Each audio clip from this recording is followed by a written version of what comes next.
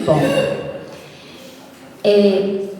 a nossa reflexão de hoje, eu quero convidá-los primeiro a pensar um pouquinho em vocês. E a minha pergunta é: como que está seu coração hoje? Bem, que bom! Porque quando o nosso coração está bem, nós ficamos bem, né? O nosso coração, ele nos conduz aos nossos sentimentos. E quando nós estamos bem nos nossos sentimentos, daí a gente fica melhor, a gente tem atitudes melhores, não é verdade? Então, reflita. O seu coração hoje está receptivo a essa palestra?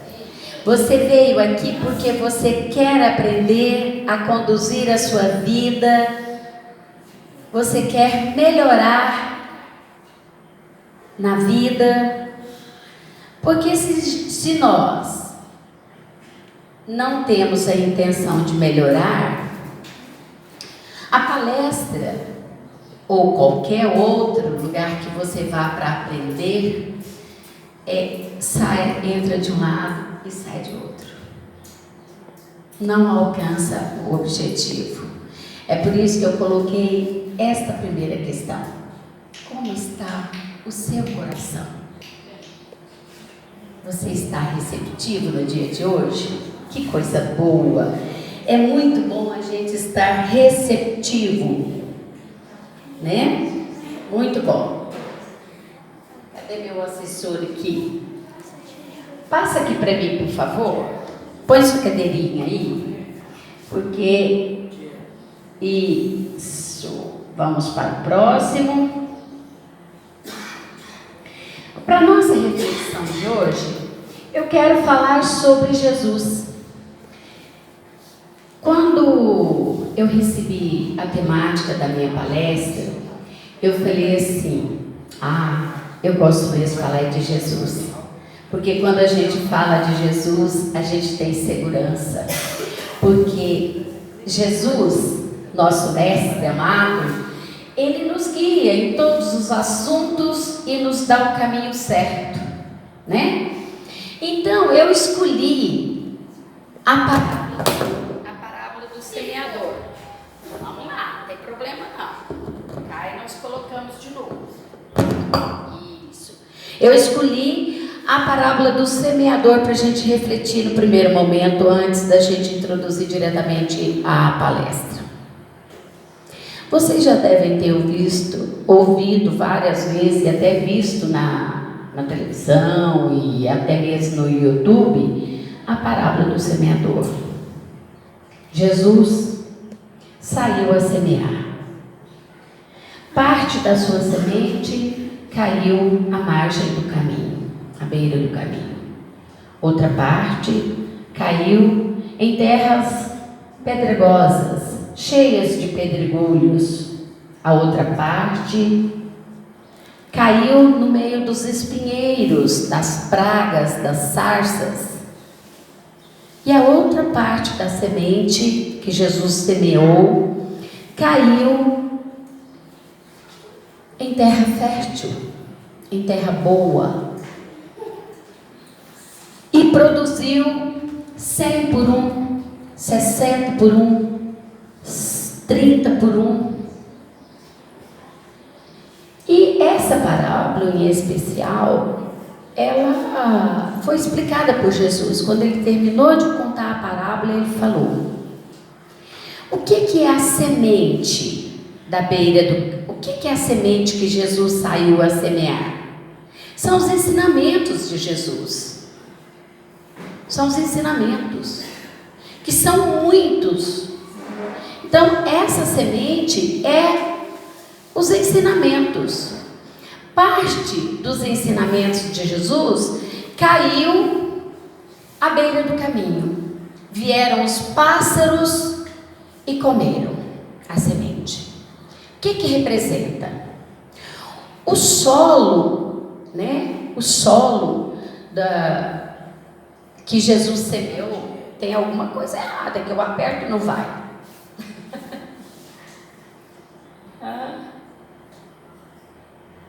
Vamos tentar no Enter para ver se vai. Não vai também. Aí eu apertei, não foi. Por quê? Vai para mim o próximo. Isso. Não, só o próximo. Volta, por favor. Peraí, vamos fazer o seguinte. Põe o cursor aqui. Isso, deixa ele nesse. Parte dessa semente que caiu nessa primeiro, que é a beira do caminho, representa o solo que somos nós. Esse solo que somos nós, da beira do caminho, são aquelas pessoas que quando ouve a parábola, as palavras de Jesus, os ensinamentos de Jesus, ouve só. Sabe aquela coisa que entrou de cá e saiu de cá? Então, os pássaros a comeram e foi embora. Então somos nós que na maioria das vezes ouvimos a palavra de Jesus, os ensinamentos de Jesus, mas nem entra em nós. Só ouve, entra de cá e sai de cá. A outra é a que cai nos pedregulhos. Quando nós ouvimos os ensinamentos de Jesus, e essa semente, essa palavra, esse ensinamento, ele não tendo profundidade em mim, no primeiro momento eu vou ficar feliz, mas é só no primeiro momento. Saiu daqui para fora, já não, aquilo não tem nada a ver comigo, porque eu não me proponho a aceitar esse ensinamento. Então, no primeiro momento eu fiquei feliz de ouvir Jesus, de ouvir os ensinamentos de Jesus, que é o terreno do pedregulho, cheio de pedras, a raiz não encontrando profundidade, os ensinamentos não encontrando profundidade em mim. Logo vem o sol e seca, acabou, passou. Quando eu vou lá para o meu dia a dia, eu não consigo colocar os ensinamentos de Jesus na minha vida diária. E aí, isso vai embora, perde-se. A outra parte da semente caiu no meio dos espinhos, das sarças. Nasceram, cresceram, mas logo foram sufocadas e morreram. Sufocadas pelo quê?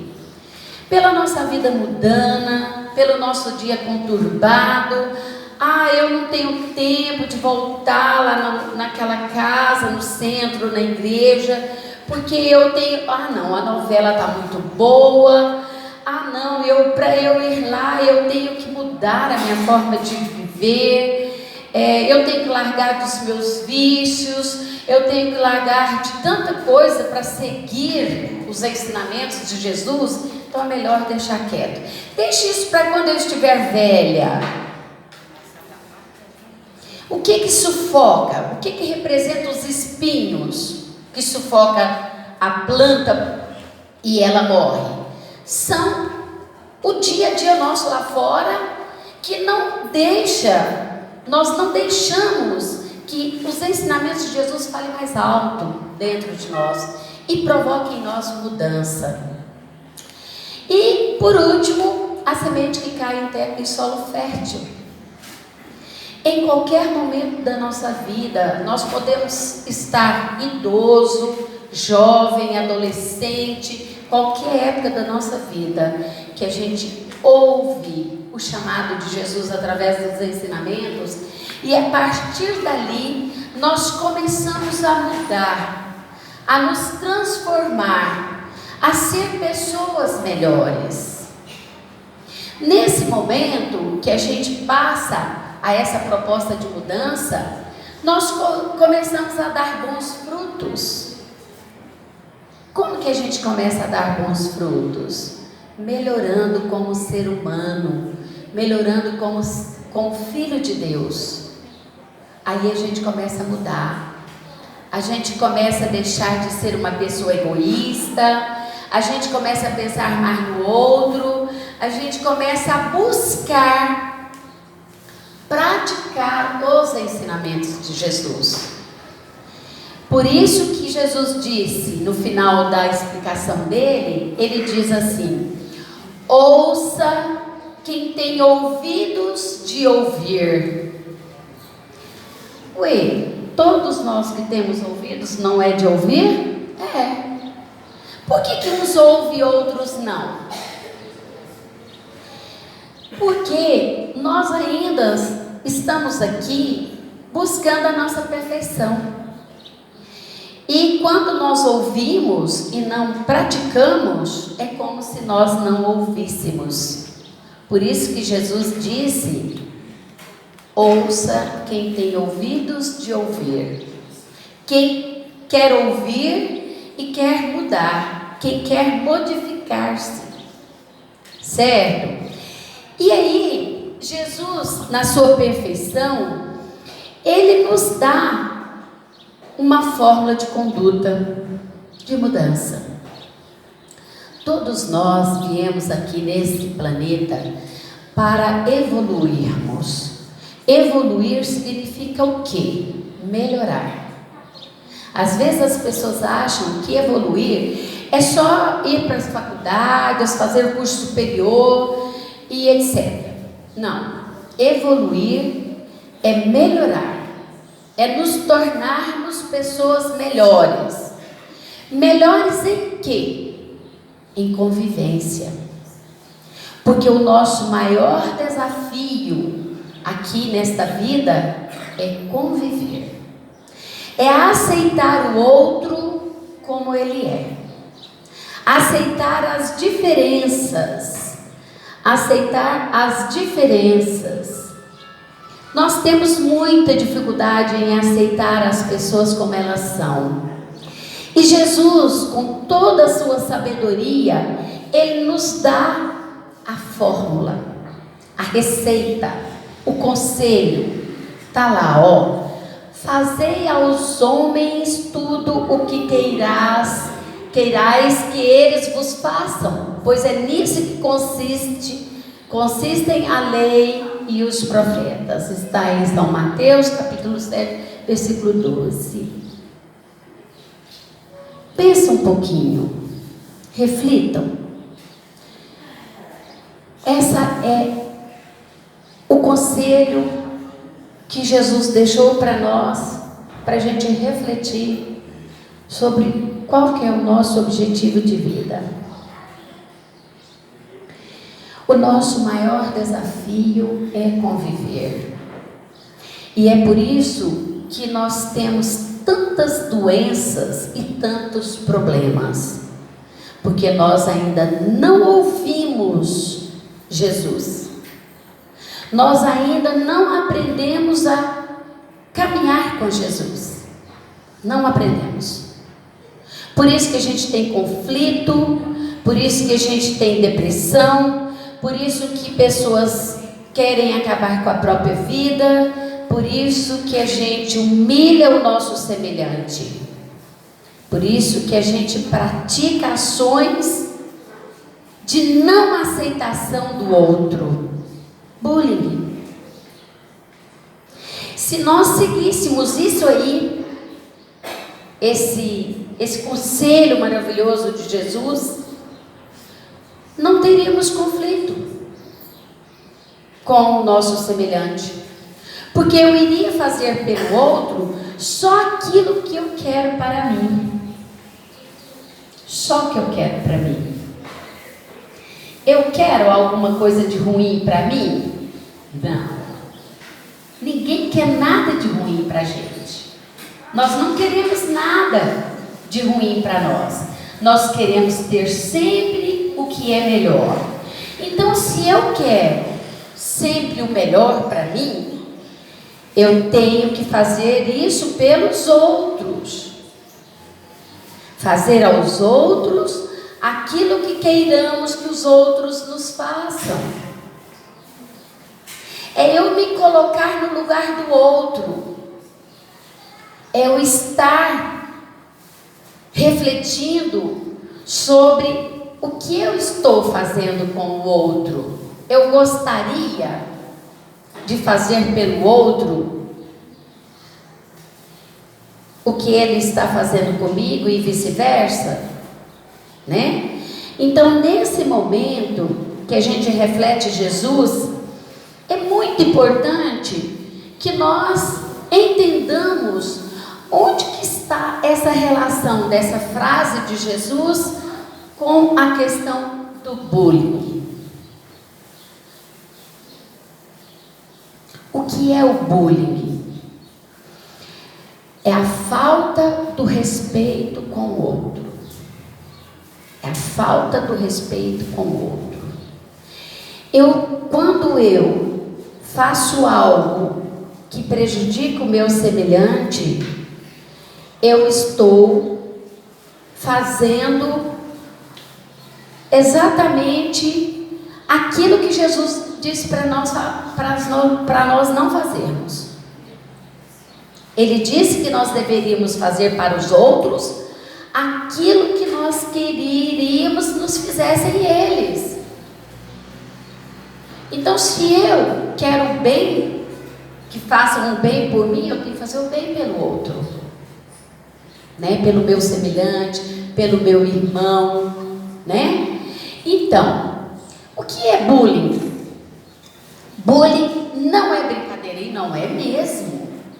Não é mesmo.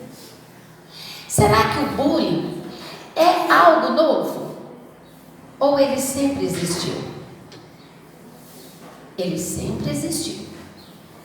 Sempre. Mas com a sociedade moderna, isso acentuou. Porque mostrou que o bullying é algo que mexe com as nossas emoções, que mexe conosco no nosso mais profundo eu. E aí, nós temos que trabalhar contra isso. Nós temos que fazer algo contra isso. Nós temos que trabalhar para que o bullying não pertença mais à nossa sociedade. Porque Jesus disse assim: este planeta Terra só vai se tornar um mundo melhor quando extirpar deste planeta o orgulho e o egoísmo. Quando acabar com o orgulho e o egoísmo. O orgulho, ele manifesta na nossa vida de várias formas, de muitas formas, imensas. E o bullying é uma forma de orgulho. Então, o orgulho, o bullying, onde é que ele termina? Onde é que termina a brincadeira e começa a agressão? Quando é que ele deixa de ser uma brincadeira apenas e passa a ser prejudicial ao ser humano? Quando é que isso acontece? Quando, gente, o bullying, ele se torna algo repetitivo. Sobe aqui para mim. Quando ele se torna algo repetitivo. Quer dizer que se eu fizer uma brincadeira com esse menino, apenas de bater a mão no ombro dele e brincar com ele, isso é bullying? Não, não é. Mas quando ele se torna algo repetitivo e ele se torna violento, gente, não quer dizer que é algo que é só agredir fisicamente, mas agride emocionalmente. É violento porque te causa mal. O que é o bullying? Bullying é a prática de atos violentos, intencionais e repetitivos. É algo intencional. Quem pratica o bullying, o agressor, ele tem uma intenção, que é magoar, que é discriminar, né? Ele tem um objetivo. Então, é e é repetitivo, ele não acontece uma vez só, ele acontece sempre. Contra uma pessoa indefesa, que pode causar danos físicos e psicológicos a vítimas, tais como angústia, sofrimento, tristeza, dor, depressão. Normalmente, quando alguém faz bullying com o outro, ele atinge a pessoa naquilo que ele tem de maior dificuldade de vencer em si mesmo. Se a pessoa é gorda, ela sabe que ela é gorda. Ela sabe. Então, para que eu tenho que ficar falando, ô gordo, ô gordinho, gordo, você é gordo. Ele sabe que é gordo. Por que eu tenho que repetir isso? Eu estou afirmando, agredindo, provocando, zombando, tripudiando de algo que ele tem dificuldade de vencer. Se ele é magro ou magrela, se ele é alto, vara de apanhar mamão. Ele sabe que ele é alto. E é algo que ele tem dificuldade de vencer, de aceitar em si mesmo. E aí, quando você joga isso, fala, a criança chega na escola de óculos. E aí a turma põe ele apelido de 4 olhos. Provavelmente ele já foi achando difícil usar aquele óculos, porque só quem usa óculos sabe tanto que óculos é uma coisa chata, não é? Então, e você já está achando difícil aquele óculos e o outro fica assim, ó 4 olhos, né? No Brasil, bullying é traduzido como o ato de bulir, bater, zombar, tripudiar, criticar, ridicularizar, colocar apelidos humilhantes. Como eu disse, todas as vezes que alguém sofre bullying desta forma, ele está sendo agredido em algo que ele já sofre com aquilo, né? Essas são as práticas mais comuns do ato de praticar bullying.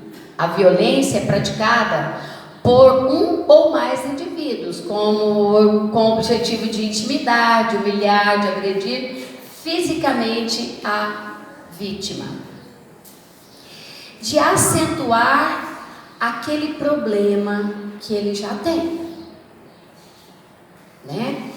E aí, essa situação, ela é uma situação muito difícil, né? E a pessoa sofre, e a pessoa fica contrariada com aquilo, né? E vai embora, chora, pode passar. A pessoa chora, chega em casa magoado, chateado, aborrecido, e isso não é bom. Mas o bullying, ele acontece só com os adolescentes? Ele é mais comum com os adolescentes. Mas o bullying, ele é praticado em qualquer lugar. Nas nossas casas, lá dentro da sua própria casa, se você for analisar, os pais às vezes falam para o menino: ah, menino, deixa de ser feio, né? Olha aí, vai cortar esse cabelo. Mas o pior não é isso. O pior é afirmar, por exemplo: mãe, eu não dou conta dessa tarefa, você é burro. Passa um outro dia: mãe, eu não entendi isso aqui, eu não estou dando conta. Ah, mas eu já te falei, você é burro. Cuidado com isso, porque nós podemos estar praticando bullying dentro das nossas próprias casas, com os nossos familiares. Menino, você é enjoado demais. Menino, cala a boca. Você é muito enjoado. Cala a boca. E isso vai no primeiro dia, no segundo dia, no terceiro, e fica. E aí, ele chega na escola ou no seu ambiente de trabalho e ele começa a pensar assim: eu sou burro, eu não aprendo. Eu sou burro. Minha mãe fala que eu sou burro, então é porque eu sou burro. E cria um bloqueio. Ele cria um bloqueio. Então nós temos que tomar muito cuidado com isso.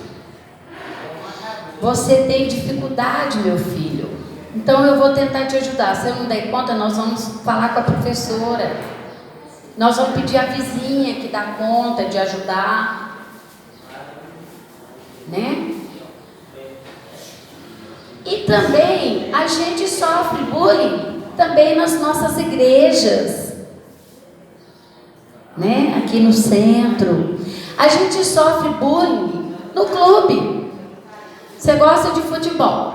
Aí você chega lá na sua turminha de futebol. Não, seu perna de pau, hoje você não vai entrar não. Só coloca ele lá para jogar o dia que não tem outro para colocar no lugar. Veja bem. Isso só é bullying quando isso se torna um ato repetitivo.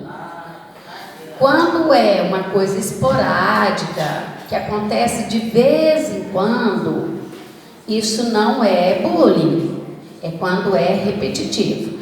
Aí ele vai lá no clube, quer entrar no futebol, quer fazer parte da turma, mas o coleguinha fala: não, você não vai entrar não, você é perna de pau demais, você é ruim demais de futebol. Então, isso, quando se torna repetitivo, é bullying. E também no trabalho. Quando eu comecei a falar sobre bullying, eu falei para vocês que o nosso maior desafio é aceitar as diferenças, é aceitar o outro que é diferente, é aceitar os conflitos, as diferenças. Conviver é o nosso maior desafio. Quando entra uma pessoa nova no grupo de trabalho, numa empresa, ela pode sofrer bullying e não conseguir desempenhar um bom trabalho, porque as pessoas podem rejeitar a chegada de um novo funcionário e não ajudá-lo em nada, e ele não suportar e desistir do emprego. Então, nós sofremos bullying não só na escola, na igreja, mas também em casa, no trabalho. Muitas vezes é praticado por pessoas dentro da própria casa, como eu mencionei, né? E pelos familiares, pela própria família, né? E quando é na família, reforça muito, e isso acaba tornando as pessoas, mesmo que depois ele leve isso para a vida adulta, torna ele uma pessoa deprimida, tímida, que não tem coragem às vezes de falar em público, que não tem coragem de enfrentar a vida, os desafios, porque ele tem isso muito forte dentro dele, e aí acaba gerando muitos problemas. O bullying geralmente é feito contra alguém que não consegue se defender ou entender os motivos que levam a tal agressão. Gordo, vem cá, gordo. Não, lá tinha 5 pessoas. Tinha uma menina, um rapaz, um gordo. Entendeu? E ele fica pensando assim: por que todo mundo tem que me chamar de gordo? Eu sei que eu sou gordo, eu tenho nome. Eu tenho nome. Aquele gordinho, né? Então ele fica sem entender Por que é que está sofrendo isso, esse bullying, essa acusação? Normalmente a vítima teme o agressor.